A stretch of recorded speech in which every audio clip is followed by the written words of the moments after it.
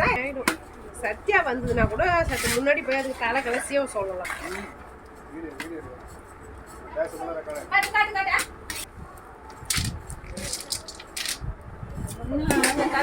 வர வேணும்.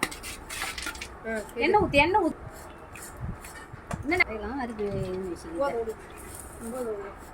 எப்படி இருக்குது பார்த்துக்கணும் போட்டுக்கலாம். பார்க்கவே இல்லை. போடு.